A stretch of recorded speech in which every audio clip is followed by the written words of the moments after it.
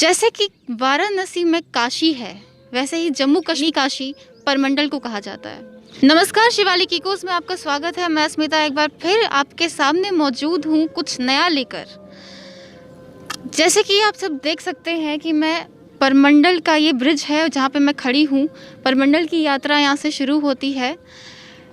जैसे कि आप सब जानते हैं कि कोविड के दौरान सब लोग अपने घरों में बंद थे, कितनी दिक्कतों का सामना करना पड़ा और जैसे कि अनलॉक फेज़ आया तो हम सब की लाइफ में वो एक नया चेंज आया, जिसकी वजह से हमें थोड़ी सी राहत मिली। तो आइए हम आपको ले जाते हैं परमंडल की ओर।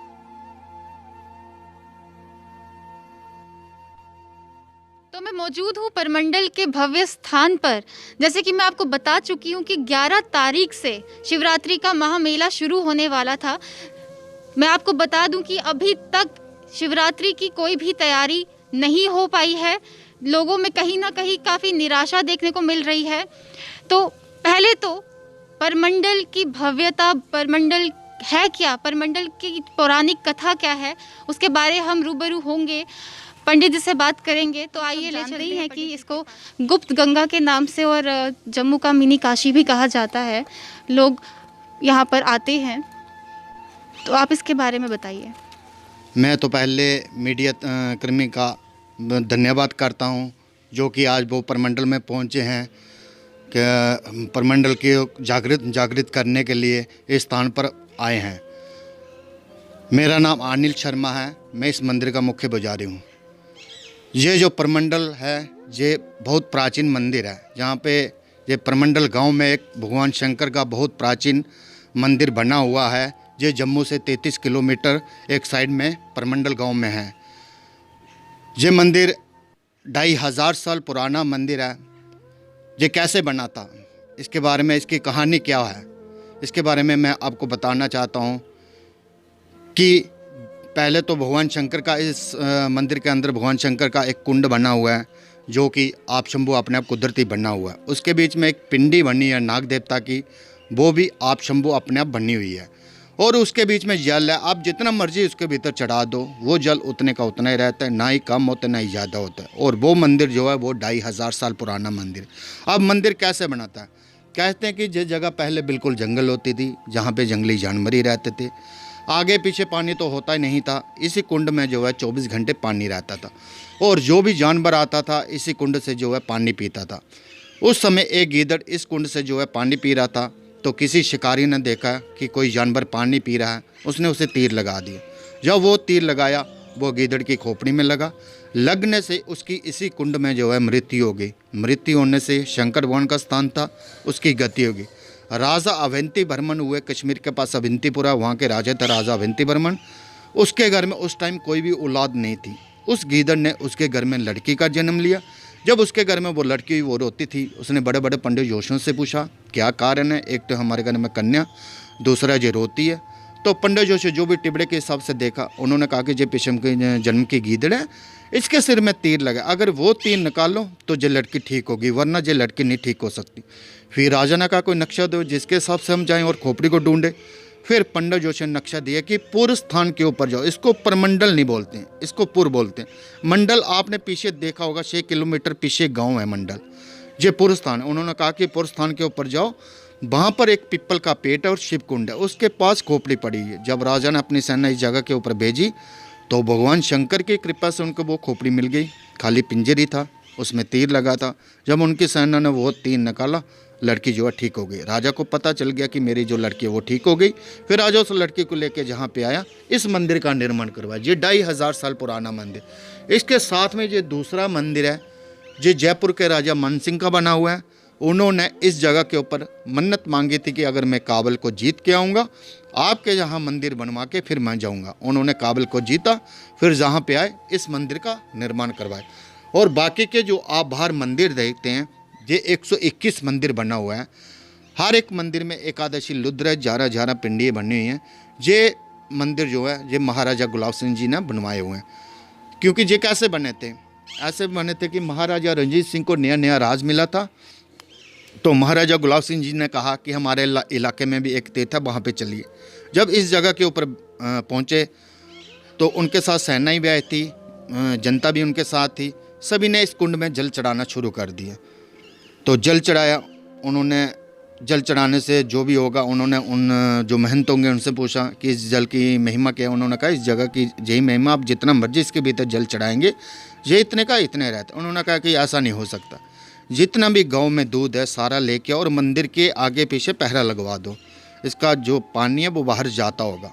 जब पहरा लगवा दिया, दूध चढ़ाया, दूध कब नहीं कोई पता चला। दूध चढ़ाने से उन्होंने कहा कि दूध और पानी जो है मिक्स हो जाता है, इसके हिसाब से हमें पता नहीं चल रहा।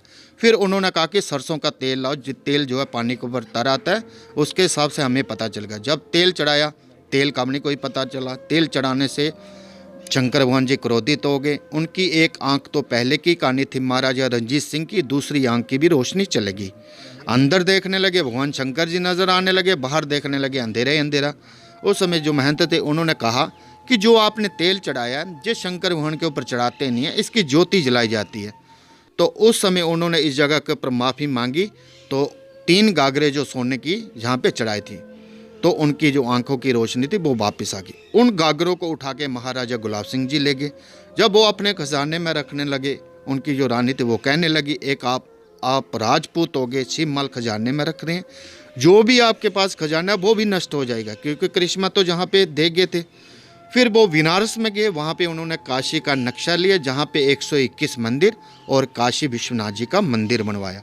और उस समय उन्होंने इस जगह को उत्तर काशी का नाम दिया था। उनका जो सपना था, उन्होंने उस समय 1.25 लाख शिवलिंग जो है नर्मदा से मंगवाए थे। उनका जो सपना था प्रमंडल और उत्तरवाहिनी में सिर्फ मंदिर ही बनवाने थे, जहाँ से पूजा शुरू हो उत्तरवाहिनी में ख़त्म हो, दूसरे दिन उत्तरवाहिनी से शुरू हो प्रमंडल में ख़त्म हो। इस जगह के ऊपर 1337 ही शिवलिंग लगे, उसके बाद वो रहे नहीं। अभी भी वो शिवलिंग जो है उत्तरवाहिनी में पड़े हुए हैं।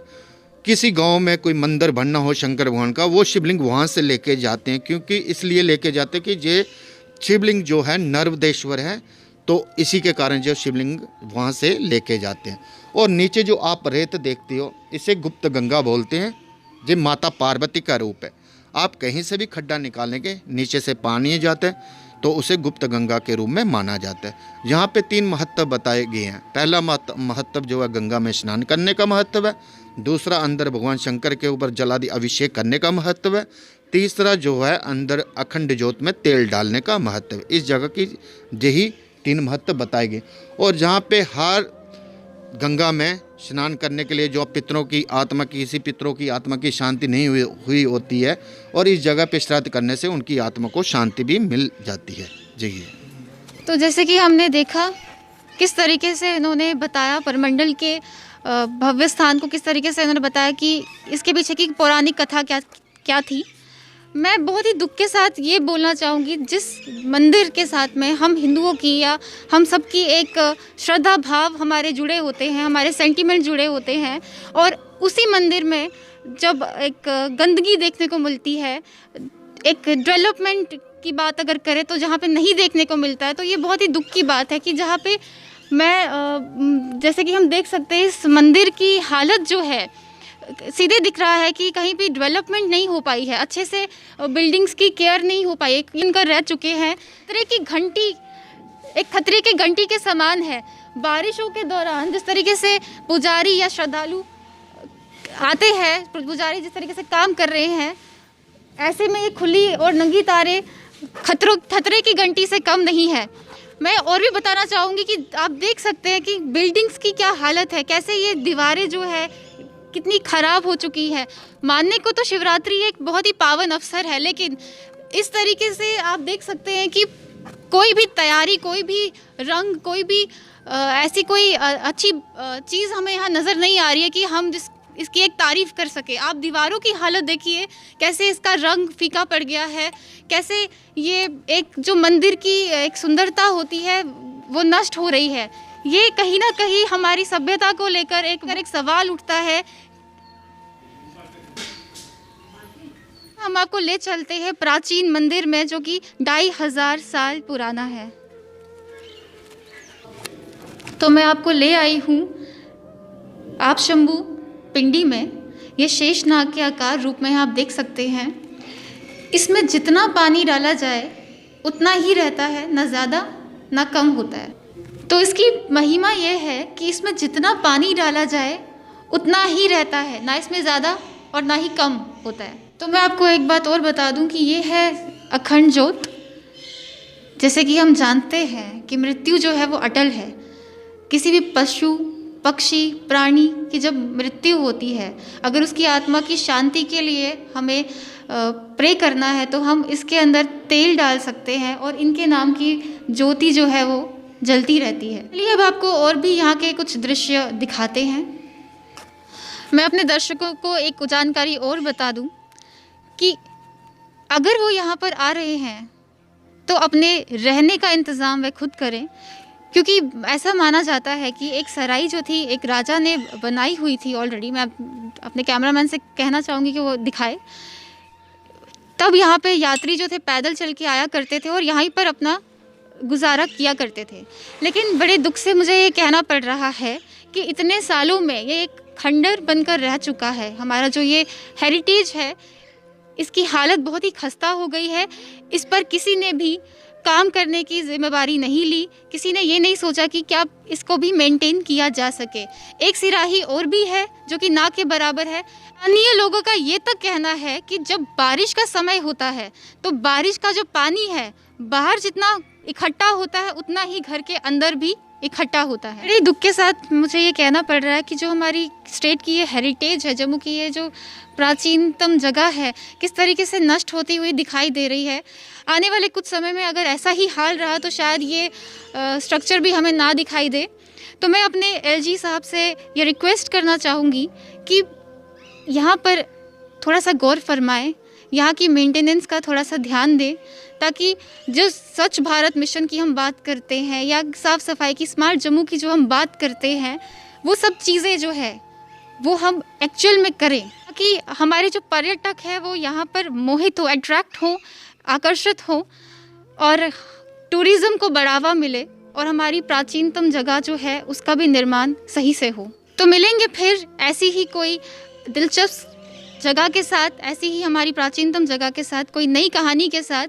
हम आपको अपने जम्मू के बारे में बताएंगे और सैर करवाएंगे अपने जम्मू को लेकर। तो मुझे और मेरी टीम को दीजिए इजाज़त। मैं अस्मिता, कैमरामैन सार्थक के साथ।